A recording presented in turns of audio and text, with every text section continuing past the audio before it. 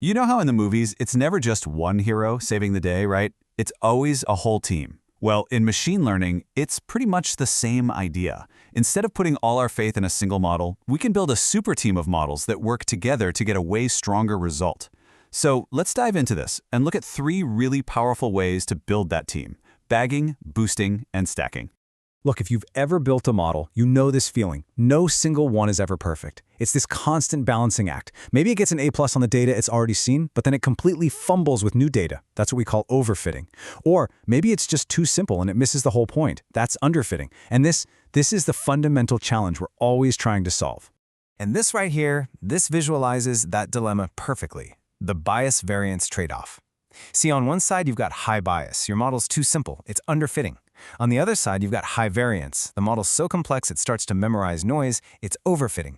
That sweet spot in the middle, that optimum model complexity, yeah, that's the holy grail we're all searching for. So, let's just quickly break that down.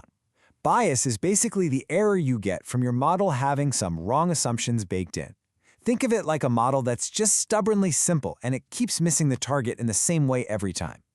Variance, though, that's the error from being too sensitive. It's like a jumpy, nervous model that freaks out over every tiny little fluctuation in the training data, even the random noise. Our job is to try and calm both of these down. Okay, so first up we have bagging.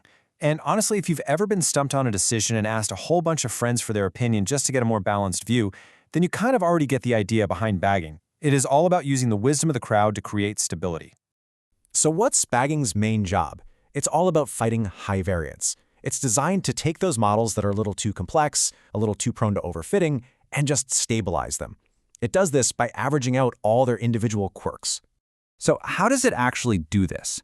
Well, it's kind of like a 3-step dance. First, you bootstrap. That just means you create a whole bunch of slightly different training data sets by just randomly picking samples from your original data. Step 2, you train a totally separate model on each one of those new data sets, and you can do it all at the same time in parallel. And finally, you just aggregate their predictions. If it's a classification problem, the majority wins. If it's a regression, you just average out their answers. Simple as that. Exactly. The whole idea here is that by turning a bunch of models on slightly different views of the data, you create a diverse team of experts. No single model gets to see the entire picture, which is great. It stops any one of them from getting too cocky and overfitting to the noise in the training step. And this brings us right back to our grid. Bagging is perfect for models that are stuffed in that high-variance, low-bias corner. A really deep, complex decision tree is a classic example. So bagging's job is to grab that model and pull it back horizontally, slashing its variance without really messing with its already low bias. All right, let's switch gears to our next strategy, boosting. Now, if bagging is like taking a poll of a big crowd, boosting is more like assembling an elite team of specialists who actually train each other. It's all about learning from your mistakes, one step at a time. The goal with boosting is totally different. This technique is all about reducing bias. It starts with a bunch of really simple models, what we call weak learners, models that are honestly just a little bit better than a random guess. And then it combines them, one after another, to build one single, super accurate, strong learner. And the process is really methodical. You start out by treating every data point as equally important. You train a simple model. Then you look at where it messed up. For all of the samples it got wrong, you increase their weight. You make them more important. Now you train the next model, but this time it's forced to pay extra special attention to those tough cases. You just keep repeating this, with each new model focusing on the failures of the one before it. Then you combine all of them in a final, weighted vote. That's the heart of it, right there. Boosting is just a relentless, focused effort to fix errors. Each new model is laser-focused on the data points the previous one couldn't handle. It's like having an expert who handles the easy stuff, then calls in a specialist for the tricky cases, who then calls in an even more specialized expert for the ones that are nearly impossible. So where does this fit on our grid? Well, boosting starts with models in that high-bias, low-variance corner. Think of a really simple, shallow decision tree or a basic linear model. And its goal is to just shove that model upwards, dramatically cutting down its bias to create a way more powerful predictor. So we've had the crowd with bagging and the team of specialists with boosting. So what's left? Well, how about an expert committee? And that, my friends, is stacking. Stacking takes a completely different angle. Instead of using a bunch of versions of the same kind of model, it combines totally different kinds of models. The main goal of stacking is to get the best of all worlds by leveraging model diversity. The whole idea is that different types of models, like say an SVM, a neural network, and a random forest, are all going to learn slightly different things from the data. They're going to make different kinds of mistakes. Stacking is all about combining their unique strengths. Okay, so the way it's set up is kind of hierarchical. First, you train your committee of diverse base models on your data. Then, and this is the cool part, you take their predictions and you use those predictions as the new input features for a final model. We call this the meta model, and its only job is to learn from the outputs of the other models and figure out the best way to combine their expert opinions. Exactly. You're leveraging the strengths of each model to cover for the weaknesses of the others.